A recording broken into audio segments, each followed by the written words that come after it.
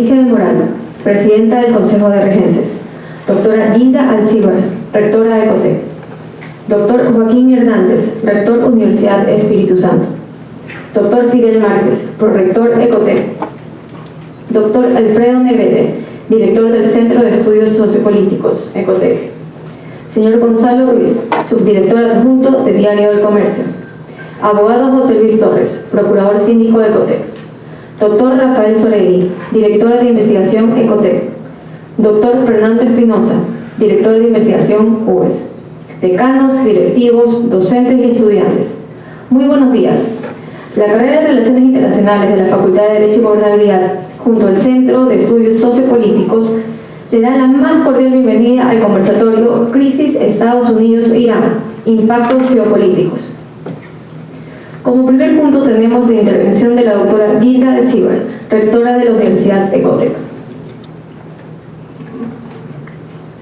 Doctora Leticia del Moral, presidenta del Consejo de Regentes. Doctor Carlos Ortega Maldonado, canciller de la Universidad de Especialidades Espíritu Santo, que hoy nos visita. Doctor Joaquín Hernández, rector de la Universidad Espíritu Santo, panelista invitado. Doctor Fidel Márquez, prorector. Doctor Alfredo Negrete, director del Centro de Estudios Sociopolíticos. Al señor Gonzalo Ruiz, subdirector de Diario El Comercio, que también hoy es panelista en nuestro evento. Decanos, directivos, pero sobre todo, queridos estudiantes, bienvenidos. El 3 de enero sucedió en el mundo, en un país muy lejano para Ecuador, una actividad y un suceso diferente. Hubo una actividad bélica, hubo un bombardeo, hubo un asesinato, hubo algo que comenzó a cambiar y a mover el panorama mundial. Sí, muy lejano geográficamente, pero muy cercano al Ecuador.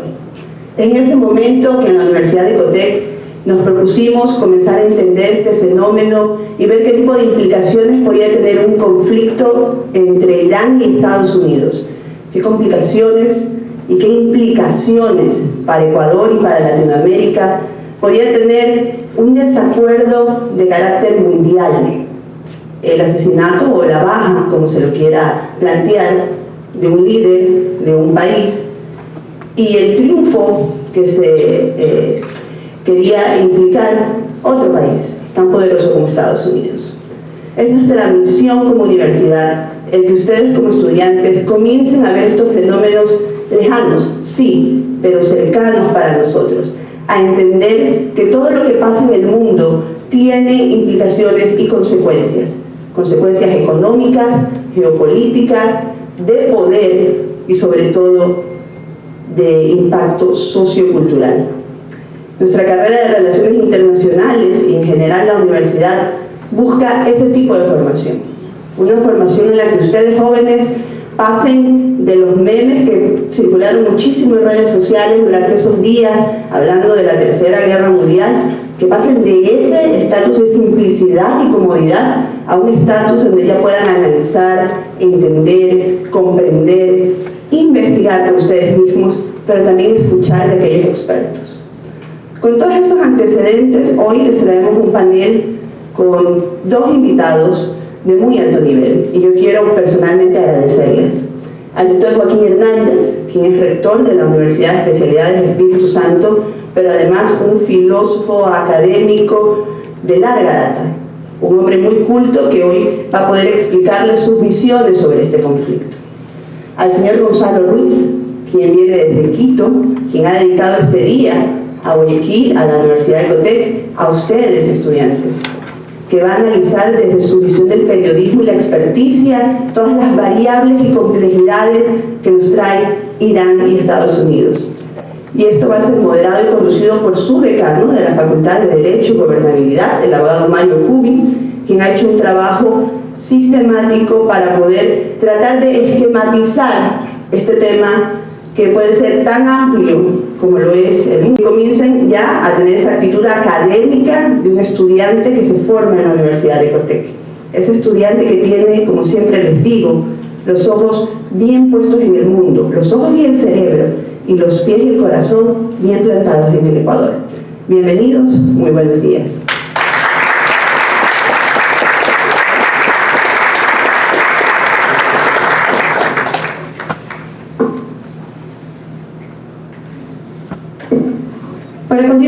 presentar a los panelistas del día de hoy. Doctor Joaquín Hernández, doctor en Filosofía de la Pontificia Universidad Católica del Perú. Desde el 2014 es rector de la Universidad de Especialidades Espíritu Santo. Anteriormente se desempeñó como vicerrector ejecutivo de posgrado. En el 2018 asumió la vicepresidencia de la Asamblea del Sistema de Educación, Prensa y Televisión. Ha sido director de noticias y conductor de programas de opinión en radio y televisión. Fue coordinador académico en la carrera de periodismo en la Universidad Tecnológica de Quito Occidental. Dirige los noticiarios de Radio Quito y Platinum FM. Y es columnista de opinión desde 1991 hasta la actualidad. Abogado Mario Cubi, decano de la Facultad de Derecho y Gobernabilidad, abogado especializado en Derecho Internacional, con experiencia en solución de controversias en Ecuador, Colombia, Estados Unidos y Australia. En la actualidad, cursa un doctorado en la Universidad de Córdoba, España. Sin más preámbulos, doy paso al decano Cubi para que dé inicio a este conversatorio.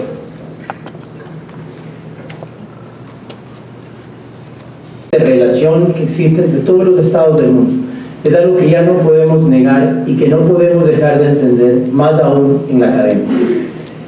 Este conflicto Estados Unidos-Irán, que realmente es un conflicto en Medio Oriente y de tensiones geopolíticas globales, tiene efectos, para empezar, en las cadenas logísticas del mundo entero.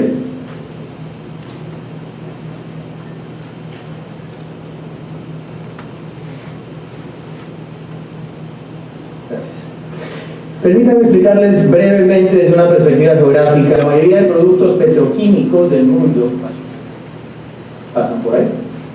Si hay un problema ahí, no solamente suben los precios del petróleo de manera agresiva, no solamente se reduce el flujo de petróleo al mundo, sino que además de muchos productos industriales que se realizan en esa zona, que utilizan petróleo, que van a verse en escasez o más caros. Eso como primer punto. Como segundo elemento, tenemos en esta área a Siria, a Irak y a Irán. Si pensamos en lo mismo y no queremos salir por ese estrecho que está aquí, que sale por barco, ¿verdad?, hacia Asia y hacia el resto del mundo, podemos pensar en poliductos, o oleoductos o en carreteras.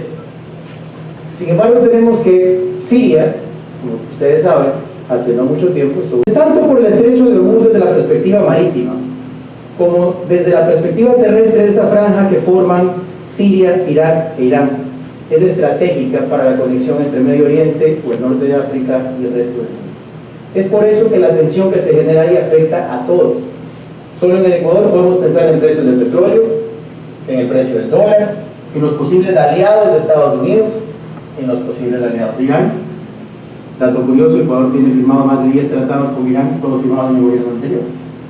Entonces es importante entender desde una perspectiva geopolítica por qué.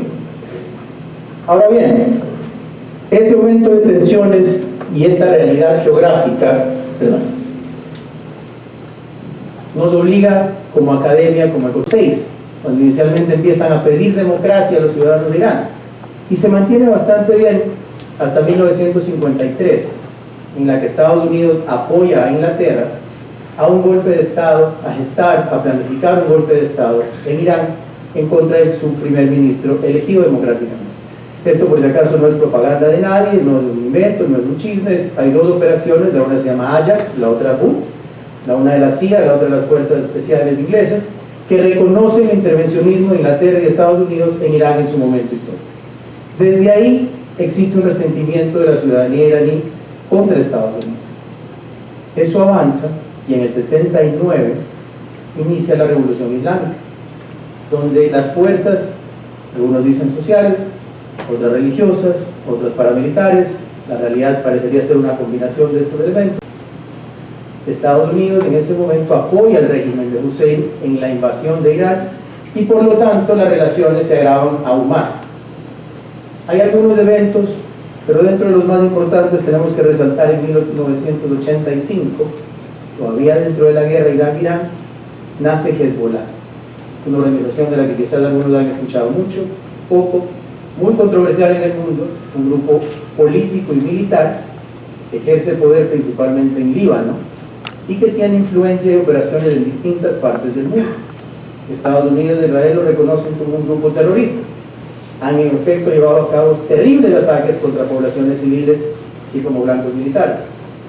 Lo importante es que Irán como Estado ayuda a financiar Hezbollah, y es uno de los elementos principales por los cuales desde ese momento el gobierno americano ha tenido constantes acusaciones en la invasión de Irán, y por lo tanto las relaciones se agravan aún más. Hay algunos eventos, pero dentro de los más importantes tenemos que resaltar en 1985, todavía dentro de la guerra Irán-Irán, nace Hezbollah, una organización de la que quizás algunos han escuchado mucho, poco, muy controversial en el mundo, un grupo político y militar que ejerce poder principalmente en Líbano y que tiene influencia y operaciones en distintas partes del mundo. Estados Unidos e Israel lo reconocen como un grupo terrorista. Han en efecto llevado a cabo terribles ataques contra poblaciones civiles, así como blancos militares. Lo importante es que Irán como Estado ayuda a financiar Hezbollah, y es uno de los elementos principales por los cuales desde ese momento el gobierno americano ha tenido constantes acusaciones. Funciona, no es adecuado para Estados Unidos, por lo tanto yo como Estados Unidos me salgo.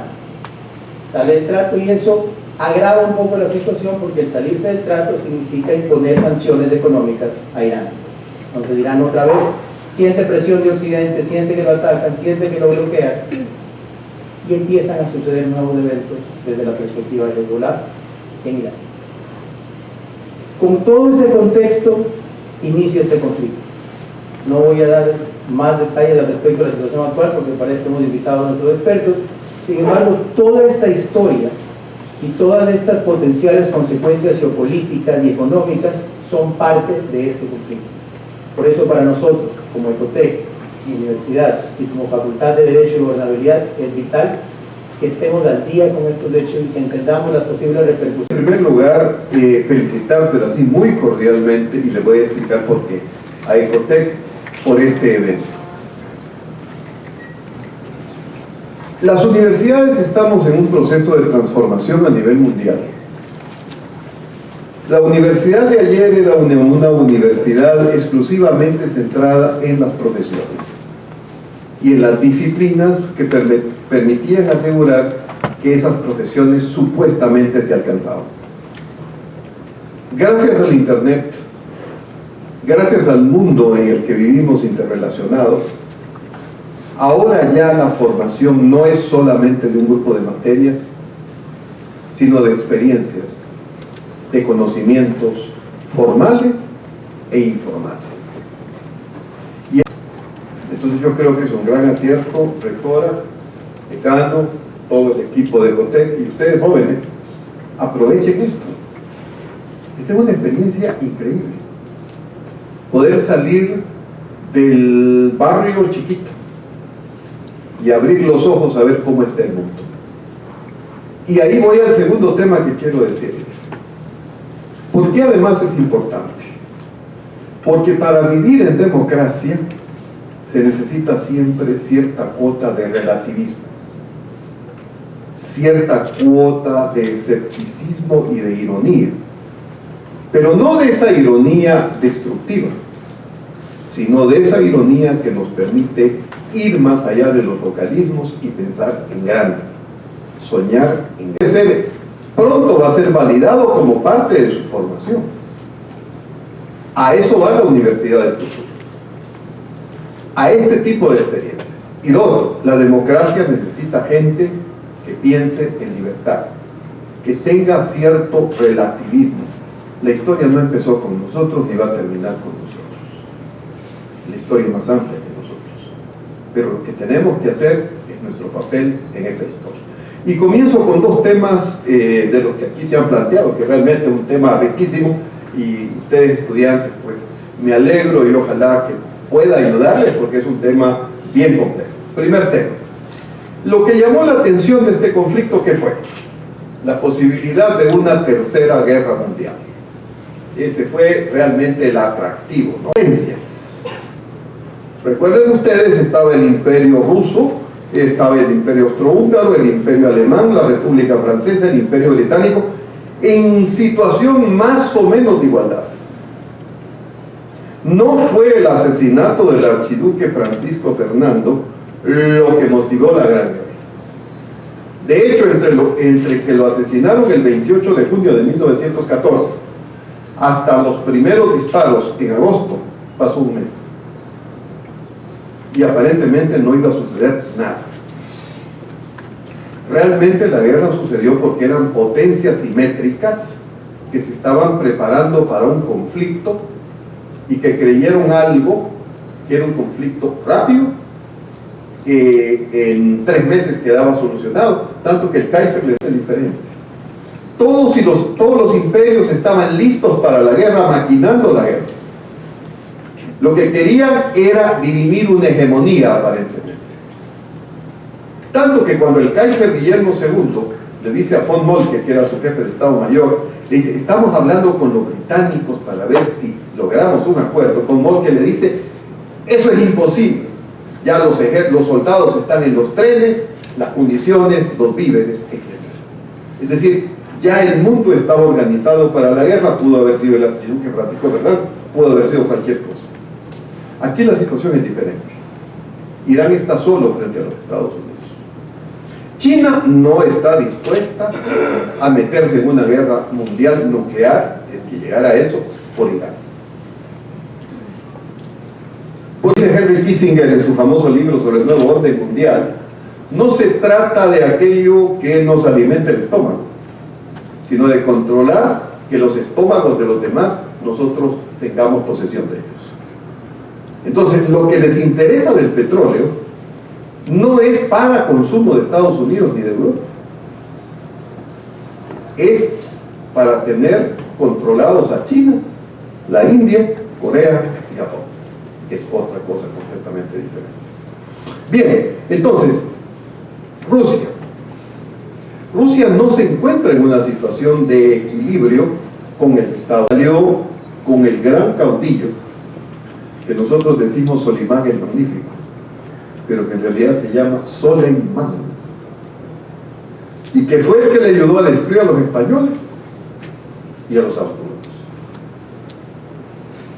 Entonces, estas son relaciones pragmáticas, no son relaciones ideológicas como en la Guerra Fría. Estas son relaciones culturales para el mundo islámico. El tiempo en que el profeta cumplirá lo que él ha dicho es un tiempo que los seres humanos no podemos contar con los dedos de la mano. ¿Cuál es entonces lo que se abre? Una guerra asimétrica, que ya la estaba haciendo Irán desde 1980, en Yemen, en Líbano, en Irak, atacando bases en Arabia Saudita, a través de guerrillas hasta cierto punto independientes de un control central, que es el control de Irán. Y el arquitecto de toda esa guerra de guerrillas asimétricas era el general Soleimán, el señor de las sombras. Entonces, ¿qué es lo que podemos esperar? No tercera guerra mundial, eso no va a pasar. Un poco el cine nos tiene acostumbrados a las catástrofes, eso no va a pasar. ¿Qué es lo que va a suceder? Guerras asimétricas. Pero eso es la continuación de lo que Irán ha hecho a lo largo de los últimos de este siglo y del siglo pasado. Van a seguir atacando Líbano, van a seguir atacando Siria, van a seguir atacando Irak, van a seguir atacando todo lo que sean las fronteras. La pregunta que más bien debiéramos hacernos es, ¿podremos encontrar un equilibrio? Y aquí viene el punto. ¿De qué equilibrio se trata? Los occidentales pensamos que el Estado y la religión son independientes. Ustedes que son estudiantes de relaciones internacionales, recuerden que el orden mundial viene de la paz de Westfalia, del año 1648, que puso fin a la guerra de religión en Europa. Eso no es el Islam. El Islam tiene fundido la nación y el Estado bajo la religión. Y el objetivo es que el mundo que predicó el profeta Mahoma cumpla y haya una unidad donde sí habrá paz ahí sí. El rato que el mundo islamita maneje y controle todo, en ese momento encontraremos una paz espiritual de los pueblos. Los que no se resistan, pero tampoco entren en guerra, serán tolerados. Para los que se resistan, la verdad de la espada será su verdad. Así que por el momento dejo ahí y continuamos.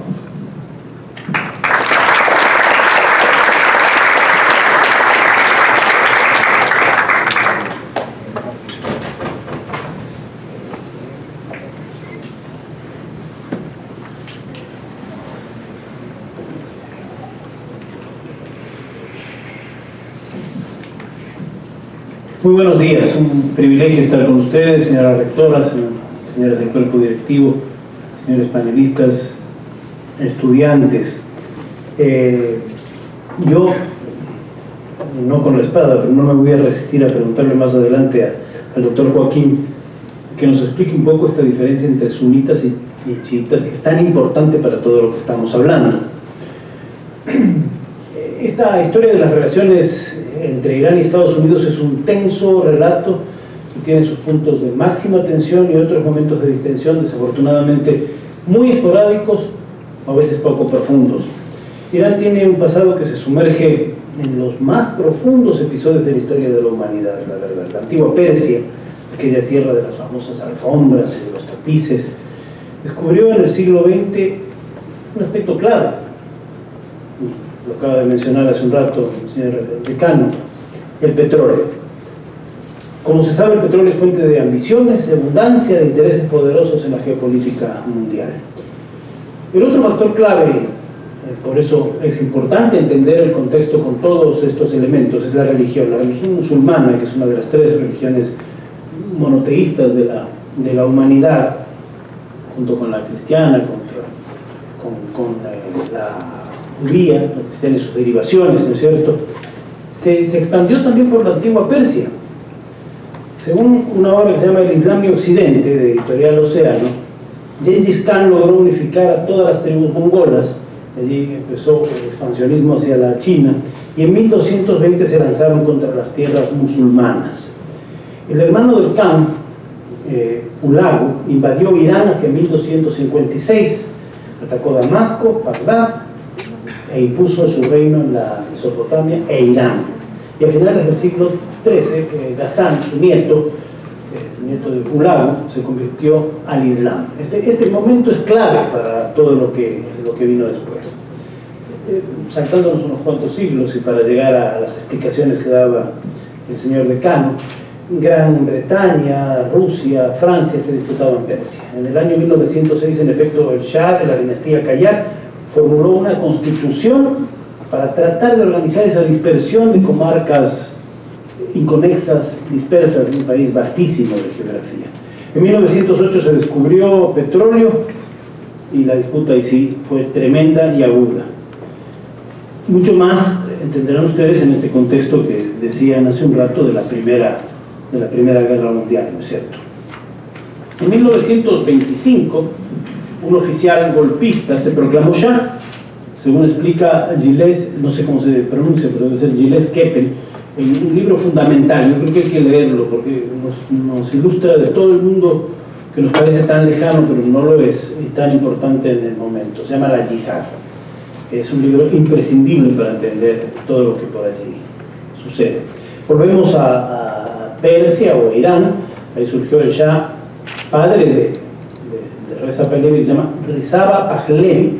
Se hizo del poder, abdicó en 1941 por quien fuera famoso, este famoso Shah, en el jet set occidental. El otro día veía un documental y veía pasear al Shah por Bariloche, por ejemplo, ¿no? con su esposa, y fue casi mimado de Reino Unido, de Estados Unidos, durante todo su presencia en el poder. Él hizo una gran fiesta en un momento determinado. Dijo que celebraba 2500 años de monarquía, cosa que no existía. Ya dijimos que era descendiente de otro producto de un golpe de Estado, ¿no es cierto? Aplicó el régimen con mano dura. Tenía una policía represiva que se llamaba la SAVAK, Hay que leer un libro, yo les recomiendo también un libro que es clave para entender al Shah y a Persia y a Irán, que es el libro de Ryszard Kapuscinski, que fue un corresponsal de guerra de la agencia polaca en la época de la Guerra Fría, cuando Polonia estaba atrás de la cortina de hierro, que tuvo 2 o 3 virtudes. Una de ellas fue un periodista que se paseó por, bueno, no podemos decir todo el África, pero por buena parte de esa región, y que escribió algunos libros que son ilustrativos para el desempeño, por ejemplo, del oficio periodístico. Y uno de ellos se llama El Shah, otro sobre uno de los poderosos emperadores africanos, y tiene incluso el libro de la guerra del fútbol, ¿no? La famosa guerra del fútbol que nos atañe a nuestro continente, Centroamérica concretamente. Fue terrible, ¿no? También lo escribió este Ryszard Kapuscinski. Traten de leerlo, porque además lo escribe muy bien y lo hace con un estilo delicioso, pero nos permite comprender toda esta complejidad.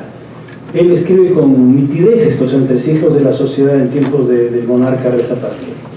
Un paréntesis, en 1953 se celebraron elecciones libres, se eligió un primer ministro que se llama Mohammad Mossadegh, disculpen ustedes la pronunciación, pero es muy complicado, y él fue derrocado justamente por las presiones de las potencias para reafirmar al Shah. Y poco a poco empieza a surgir una figura de un líder religioso, que es el Ayatollah Ruhollah Khomeini, encarcelado, tuvo 8 meses me parece en cárcel, luego fue exiliado a Irak, y ahí empieza a escribir lo que es un manifiesto que se transforma en un documento que es Aquí está el gobierno islámico. Se fue a París en ese exilio y hasta el triunfo de la revolución llegó para instaurar esta teocracia que es el gobierno islámico que hasta ahora gobierna en ese país. Khomeini nació en 1902, fue el líder de una facción chiita, de ahí la importancia de la pregunta que le hacía, le vamos a hacer, y le voy a insistir al doctor Joaquín que la explique, porque ellos tienen una interpretación integrista del Corán, una fidelidad expresa al pie de la letra de lo que dice la palabra de Dios según su visión, y es bastante diferente de aquella visión de los sunitas, que es un poco más laxa, si se quiere. Esto es un tema clave. En 1962 Khomeini empezó a ser crítico del Shah y empezó a escribir este documento del gobierno islámico. El 4 de noviembre de 1979, después del triunfo de la revolución, un grupo estudiantil partidario de la revolución se tomó la embajada de los Estados Unidos. Secuestró el servicio diplomático, era más de medio centenar de personas, arruinó el tramo final del gobierno de Jimmy Carter y apenas desocupó la sede en mayo del 81.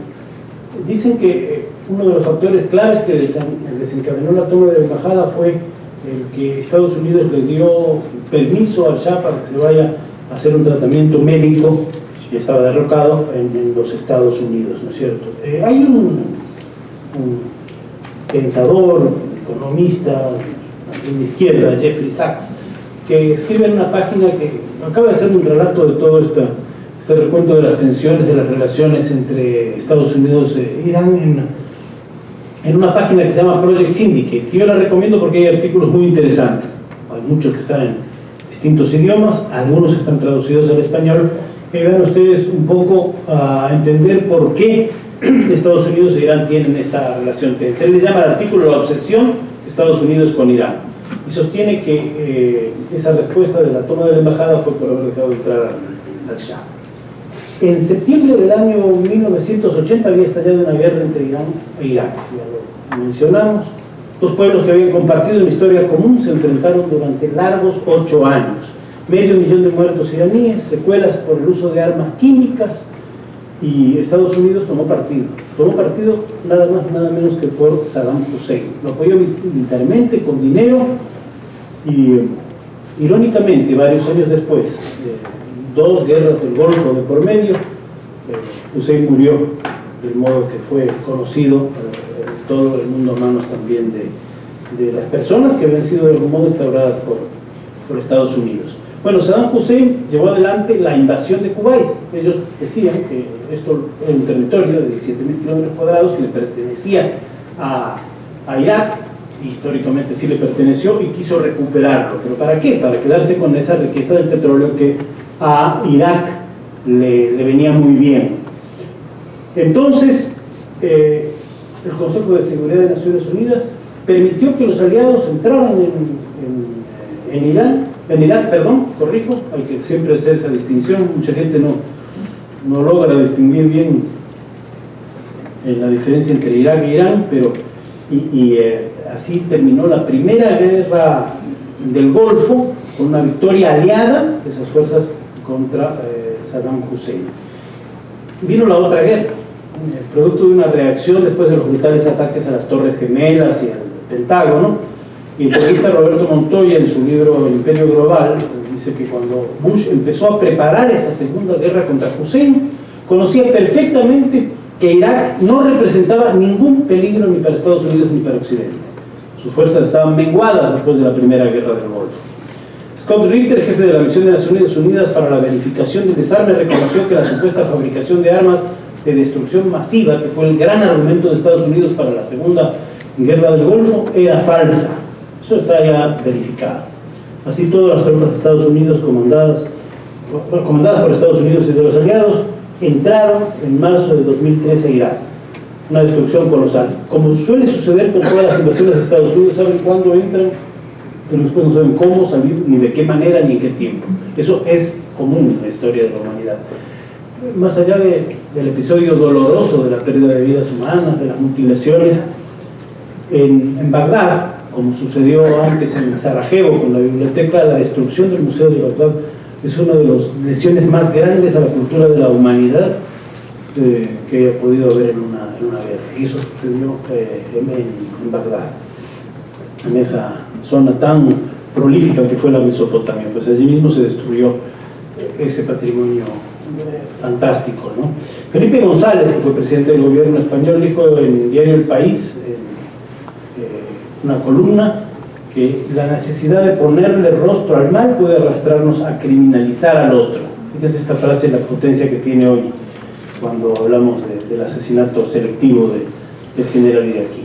¿Cuántos norteamericanos saben que continúan los bombarderos norteamericanos en Irak o contra Irak? Se preguntaba Susan Sontag hace unos años en Le Monde. Las tesis de las supuestas plantas de armas químicas se desbarataron, pero George Bush construyó ahí esa teoría a la que aludía el señor decano, del eje del mal. Irán, Irak y Corea del Norte en esa trilogía.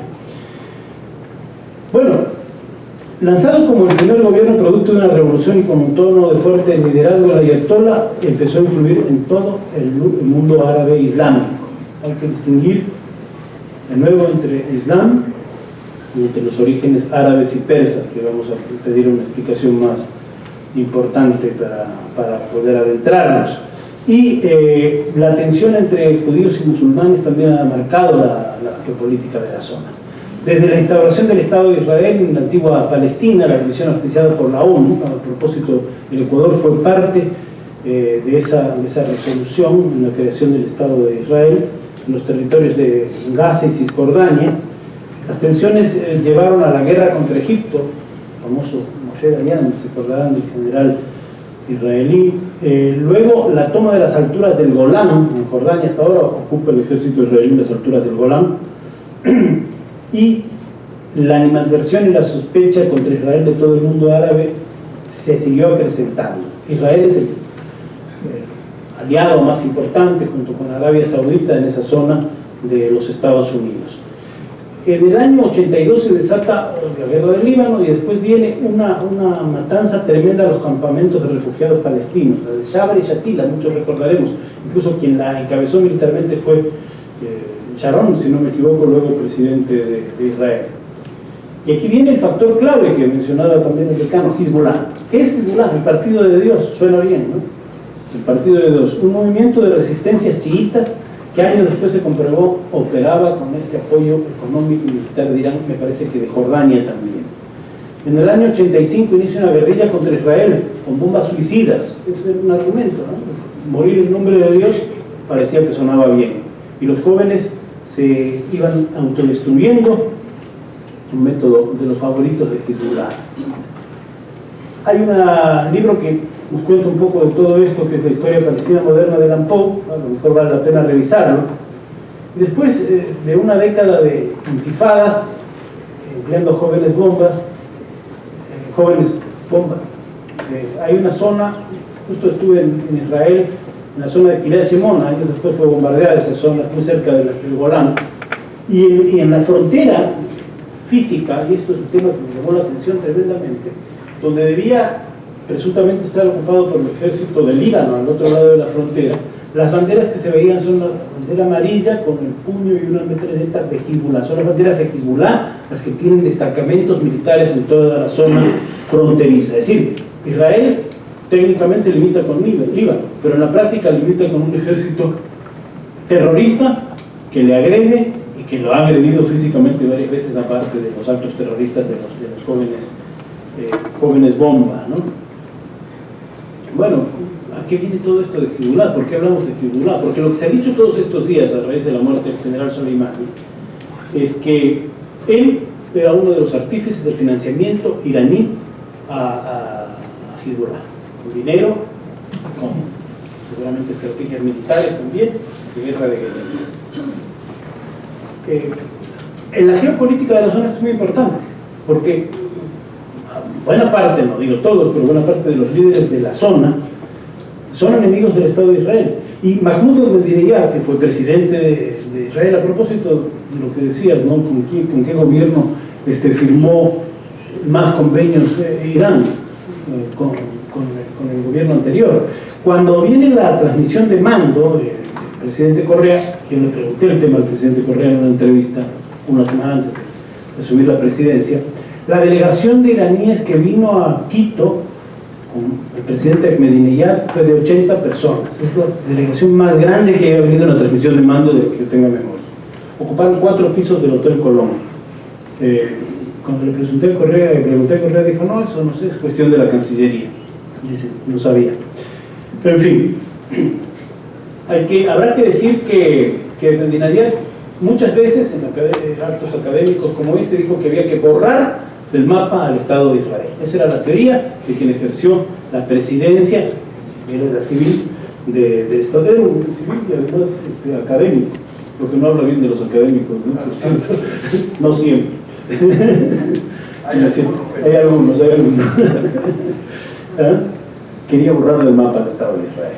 Bueno, este general famoso, que nos trae un poco a hablar de esto, también dirige operaciones militares soportando al dictador sirio Bashar al-Assad contra el Estado Islámico. ¿Qué es el Estado Islámico? Es un grupo terrorista que nace en Irak y que empieza a hacer operaciones terroristas y militares en Siria.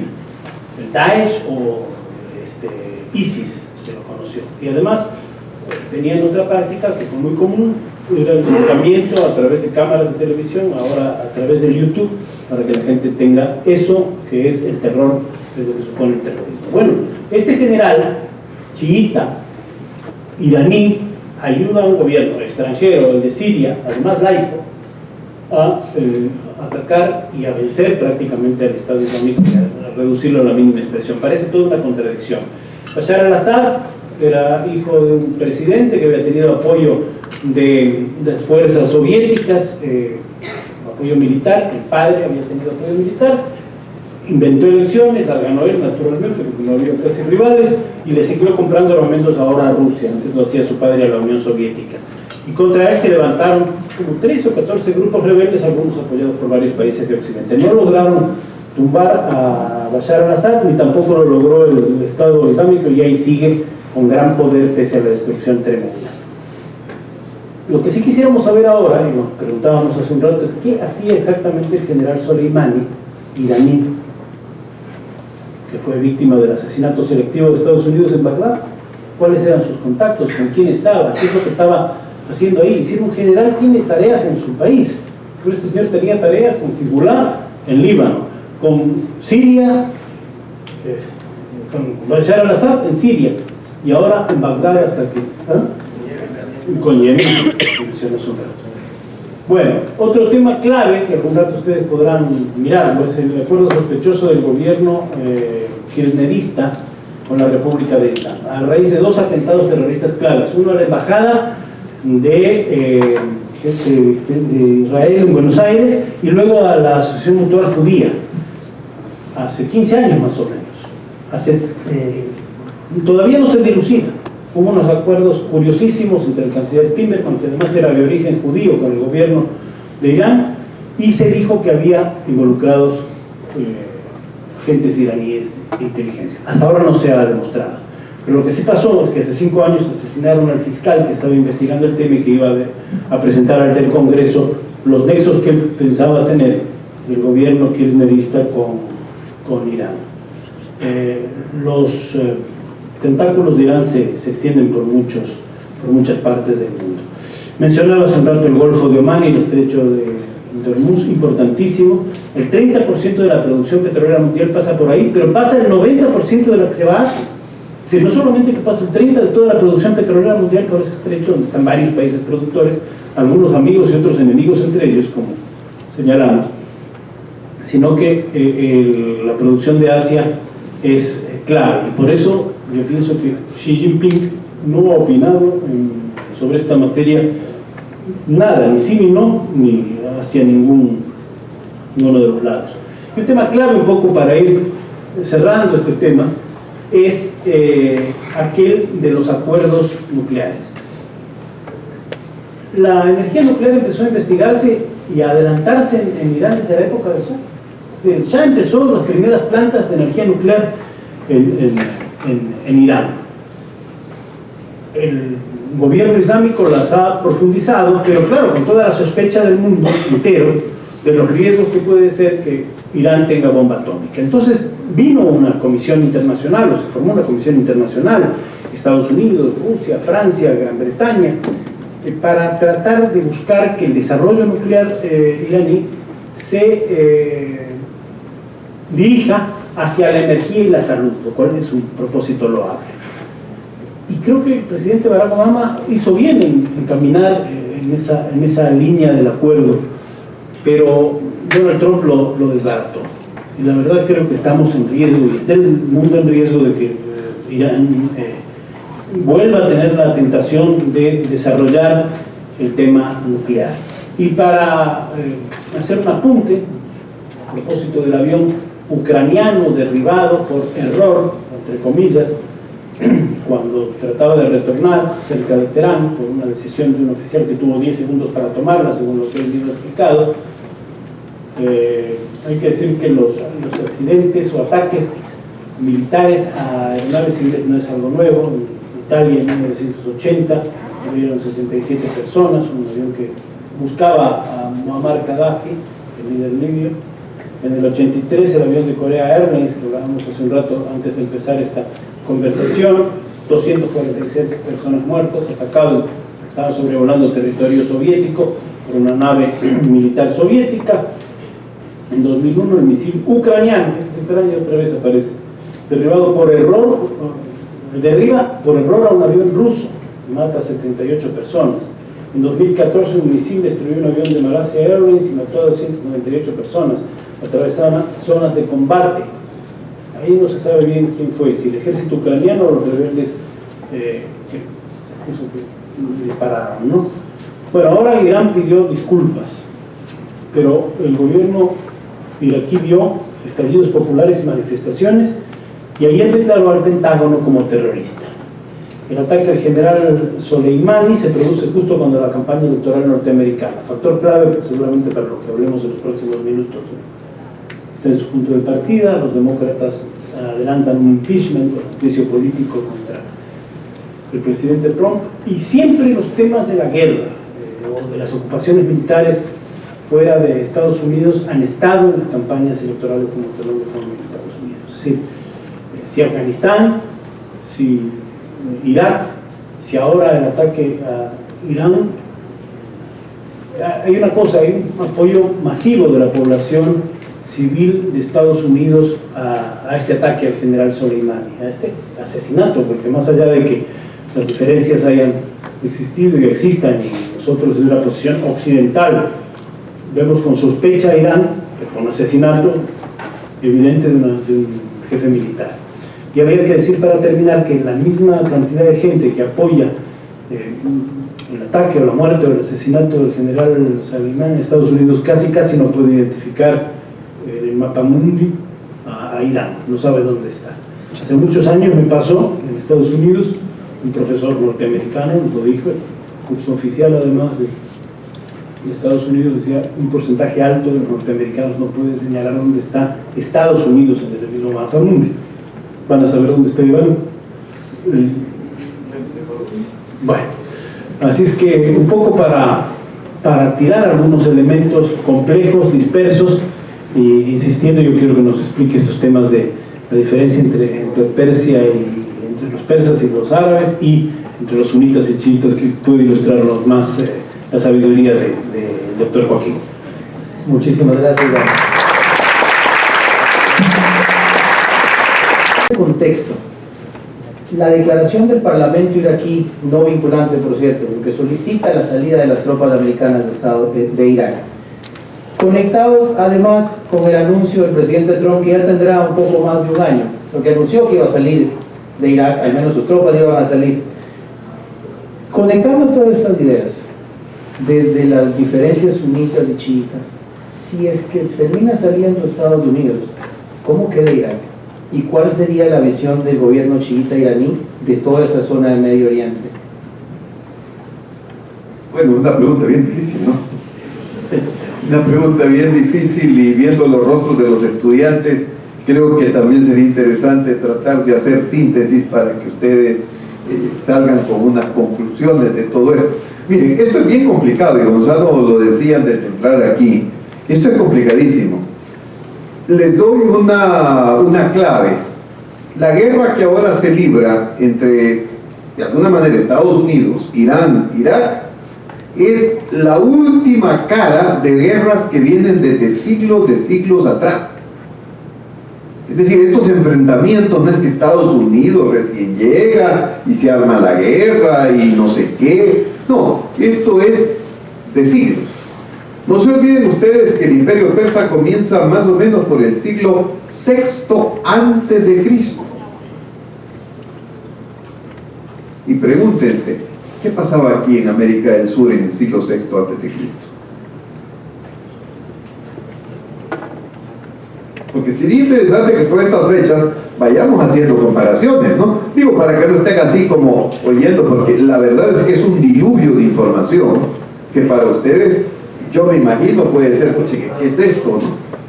Pero ¿qué pasaba en el siglo VI antes de Cristo? ¿Qué pasaba aquí? Bueno, allá sí. Entonces, el Imperio Persa es siglo VI antes de Cristo. Voy a la pregunta. En el año 632 después de Cristo, el profeta Mahoma muere. Y el problema es, ¿qué pasa cuando un fundador, un líder, muere?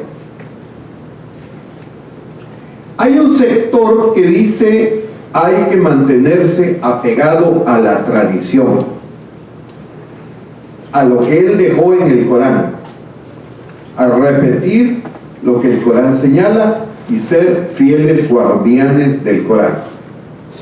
Esos son los sunitas, que son el 85% de los musulmanes. Pero hay un sector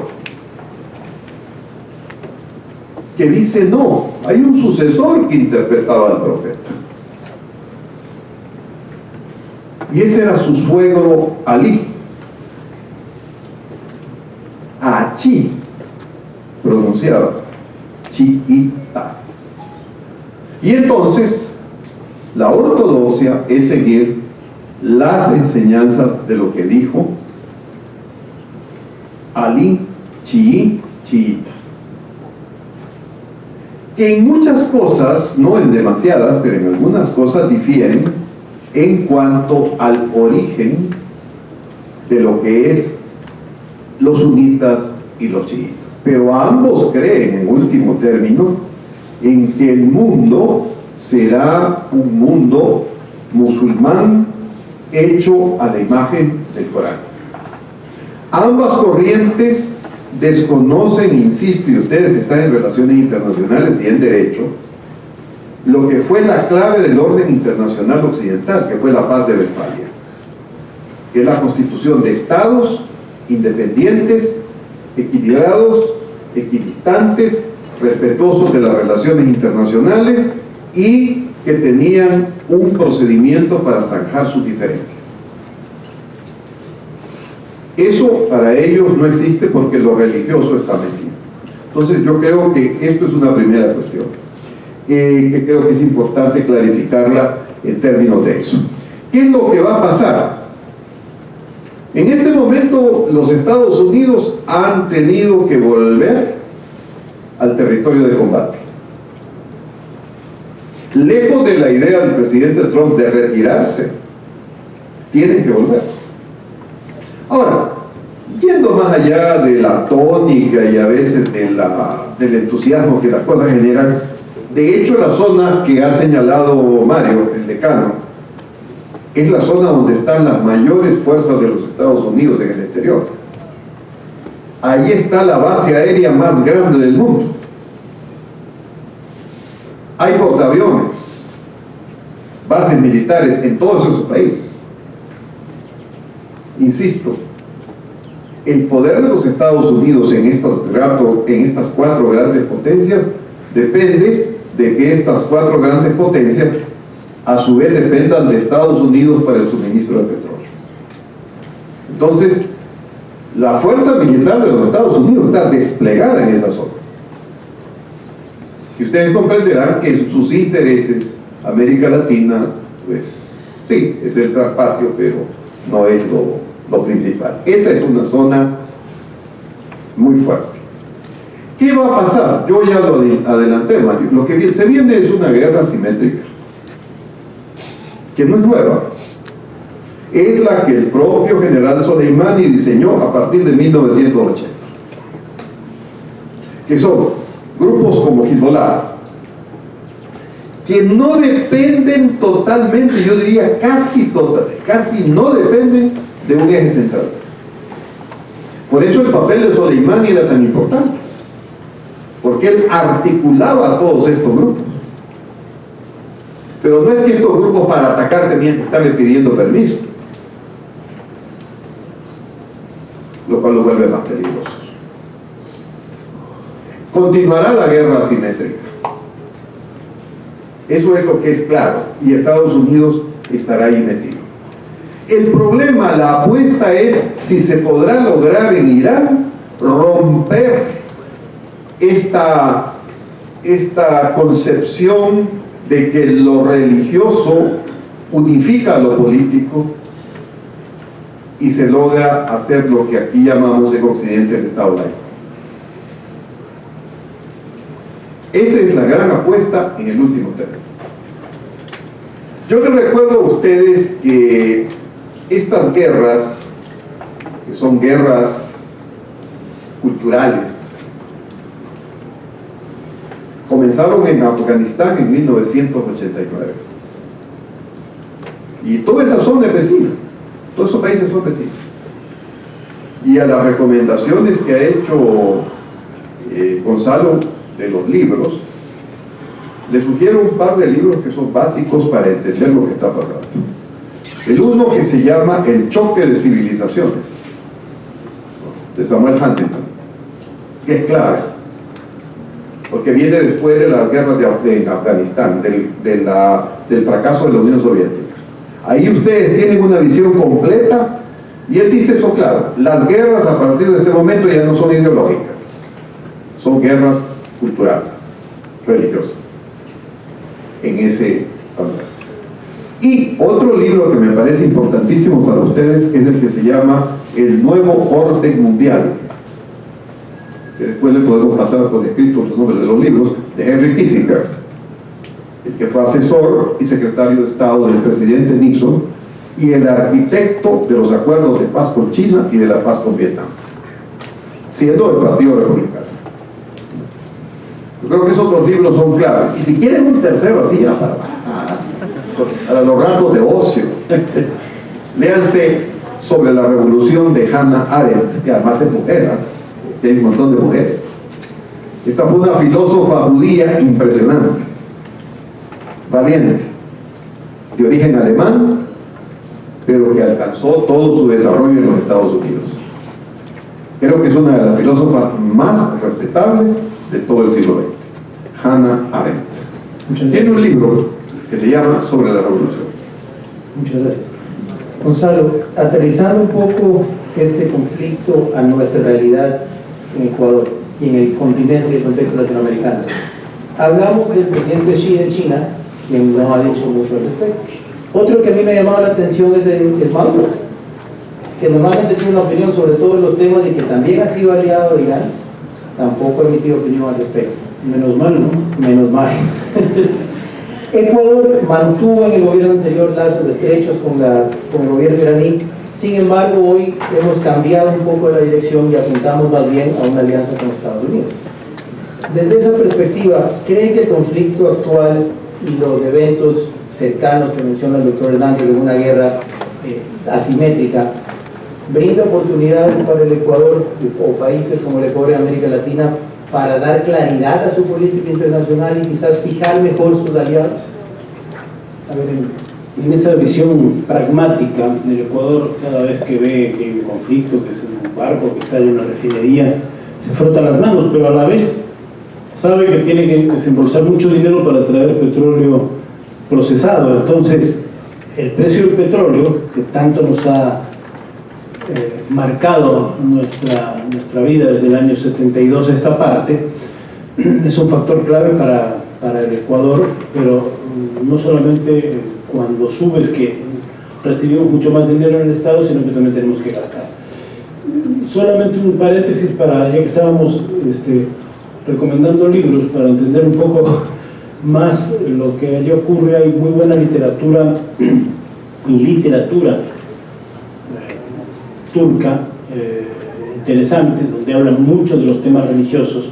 Hay excelentes escritores turcos como Pamuk, y hay un libro que escribió una periodista nórdica que se fue por unos meses y terminó escribiendo un libro de Afganistán que se llama El Librero de Kabul, que es bien interesante para entender todo esto del integrismo, el tema de las mujeres y todo en esa zona, porque es una zona muy amplia. Y si quieren ver, como vemos, qué sé yo, CNN o algunas otras fuentes, o la BBC Mundo en español bastante equilibrada, está Al Jazeera también, desde una visión árabe, o ya si quieren ver la visión iraní, hay una página, además muy bien financiada y montada, porque tiene una página web que se llama Hispan TV, así como suena, con H, Hispan TV, donde están todas las versiones del gobierno iraní sobre estos temas, y hay recomendación de películas, documentales.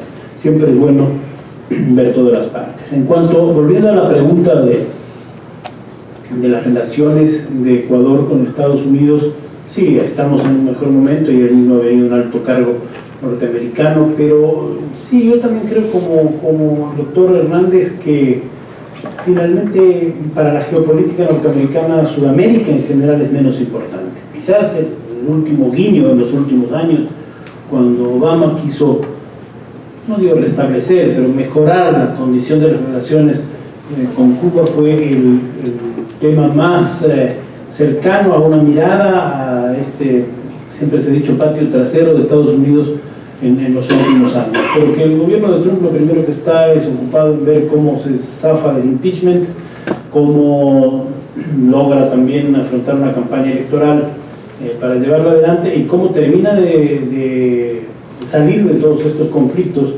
militares que finalmente le cuestan al contribuyente norteamericano millones, podríamos decir, de dólares. No me entra en la cabeza, por eso no sé hasta cuánto.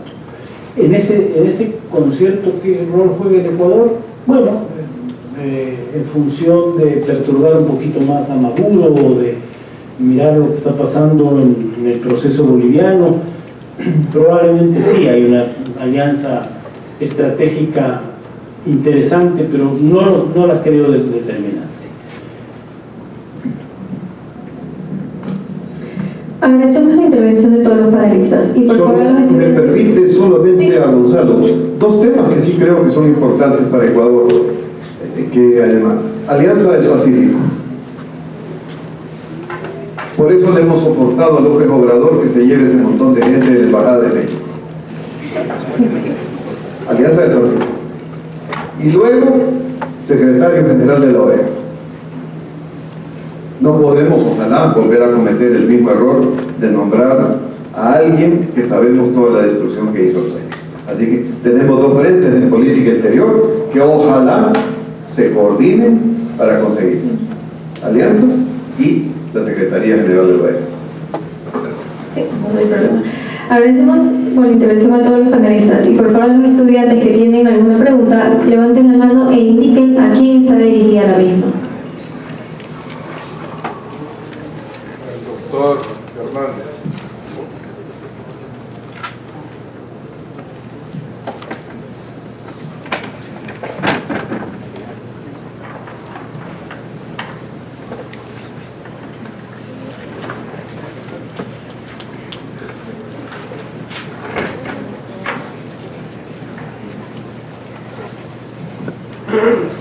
Buenos días a los directivos, buenos días a los señores panelistas, estimados compañeros. Bien nos dijo una de las personas que estuvo allá, nuestra rectora, que si bien es cierto esto es un problema bastante lejano, pero no es menos cierto, doctor, que quisiéramos saber en qué manera o de qué forma repercute al Ecuador estos problemas. Si bien es cierto, nos alegramos porque escuchamos que hay un problema en Medio Oriente, sube nuestro petróleo, tenemos ingresos, nuevos ingresos, pero en definitiva queremos saber hasta qué punto, con su vasta experiencia, nos puede repercutir tanto a la población actual como a nuestras nuevas generaciones. Muchas gracias. Gracias por su pregunta. Mire, hay una respuesta muy clara. Fortalezcámonos como país y abrámonos como país a lo internacional. Porque lo otro no vamos a cambiarlo. No depende de nosotros. Pero lo que nosotros sí podemos hacer es como país fortalecernos, crecer y hacer alianzas internacionales que nos eleven y nos sitúen al punto de poder llegar a ser interlocutores en un momento dado. Pero claro, estas son políticas de mediano y largo plazo. No son populistas. No es que ya mañana le presento un resultado.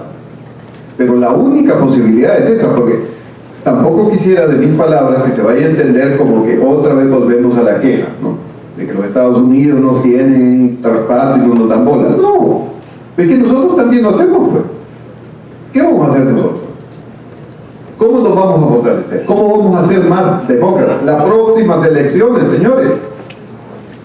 ¿Otra vez vamos a comer cuentos? Yo les pregunto a ustedes. Ustedes son los jóvenes, son los que mandan. Me olvidé decir un dato. ¿Saben una de las causas de la explosión bélica en Oriente Medio? La cantidad de juventud que hay. La demografía.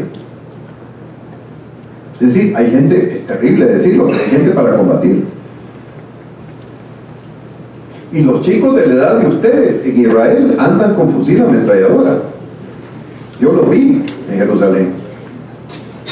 De la edad de ustedes, con fusil ametralladora. Entonces, quiero decirles, crezcamos como país. Formemos democracia, ustedes como opinión. Fortalezcan, no se dejen llevar por los fake news. Y apoyemos lo internacional.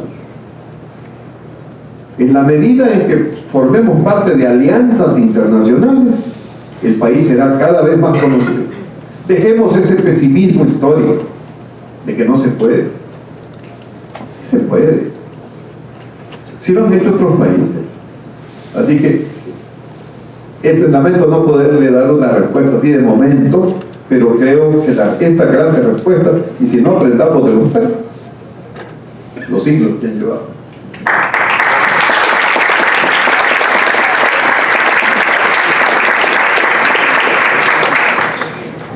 La carrera de Relaciones Internacionales de la Facultad de Derecho y